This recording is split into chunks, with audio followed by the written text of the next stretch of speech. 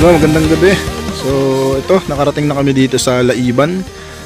Doon kami sa dati namin pinagcampingan dito sa 4 Campfire. Shoutout 4 Campfire, maraming salamat sa muling pag-accommodate sa amin. Shoutout kay Abby tsaka kay Albert, na-miss namin kayo. Ito, naalala nyo tong kubo na to? Yan, si Kayako tsaka si Sadako. Alright, so ito, kape-kape muna kami. Ay, ako lang nagkakape. Itong mga kasama ko, di ko tinutulungan. Set up sila ng tent.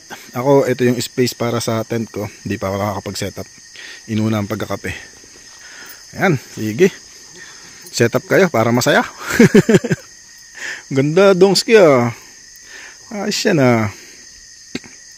Ako hindi ako nagdala ng canopy.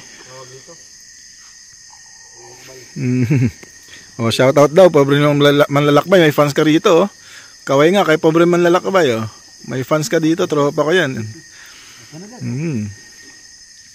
Alright, ito yung tent ni Airpat Red Bull. Yan, nakasetup na. Ito yung sa akin, wala pa. Banda ron sa bandang unahan, si Kuya Dingdong, caretaker dito. So, nagsisetup siya ng bonfire. Dahil nag-request kami ng bonfire. Ang dami namin na-request eh. Nakalista yung bayarin natin bukas.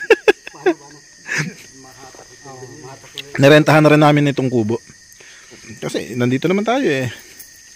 Meron ng available na espasyo, di gamitin na natin.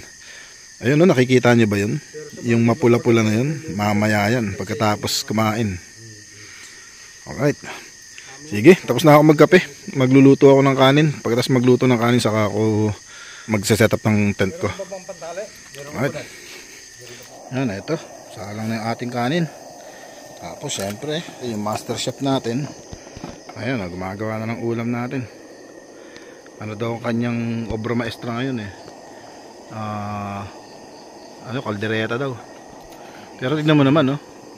Inspired by pobre manlalakbay, bumili na rin sarili niyang sangkalan. May magandang kutsilyo. Tinesting ko na yung kutsilyo niya, malablade eh. Lupit. Pinaghandaan mo tong lakad na to, pre. Bagong helmet, bagong top box, bagong sangkalan, bagong kutsilyo. Alright. Sige, dito tayo sa kusina. Pero ako hindi pa ako nakaset up ng tent. Baka malasing na sa inuman. Dito na ako sa kubo matulog. Kumukulo na, pahinaan natin. Alright, time check. Nakatapos na kami magluto. Kanin at saka yung kalderetang spare ribs ni Paring Dong. Ito, walang laman yan, walang laman. andito. Yan, ito. Yung kanin. Yan. As usual, yung kanin natin, hilaw ang ibabaw, luto ang gitna, tutong ang ilalim. Yan. Ito yung ulam ni Paring Dong. Talagang kaya gustong kong kasama to eh. Laging may masarap na ulam sa bundok. Ayun, pati yung kutsilyo niya maganda oh. Alright. That's it. Yan. Shout out Red Bull, kumusta daw? Sabi ni Herbert Galsim. Thank you. Kain tayo. Yan. Alright. Yan. Shout out kay Paring Dong. Maraming salamat sa ulam. Thank you. Siyempre may soft drinks tayo, pampasarap ng kain. Ayun ang mga tent. Yung tent ko, na-set up ko na rin. Alright. Kain tayo. Tapos pagkatapos kumain, ayan oh, yung nakatago dyan oh. Alright. Let's go. Alright, time check 9 PM. Katatapos lang namin kumain. At syempre, pagkatapos kumain, ito na yung inaabangan lagi natin sa campsite. Yung socialization. Ayan. Yung mayroong konting mapait na yan. Tapos tayo ay magkukwentuhan ng walang katapusang kwentuhan. Alright. Lalo, isa sa mga kaabang-abang sa camping yan. Yung tagay-tagay na yan.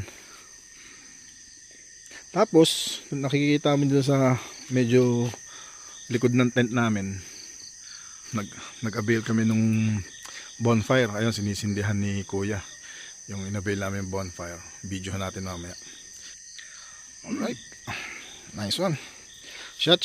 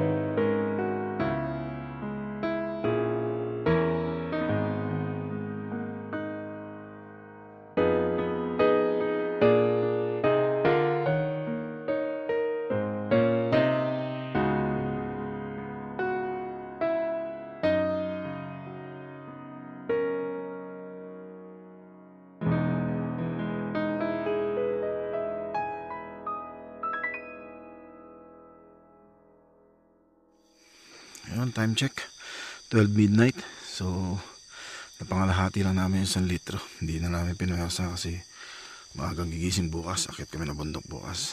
So yun, pahinga na muna tayo para may lakas tayo para bukas. Good night. Sarado natin to. Masarap matulog, malamig. Hindi ko lang makita kung ilan yung temperature ngayon, but I think ito ay nasa 23 degrees Celsius. Sige, pahinga tayo. Bukas ulit. Good night. Yeah.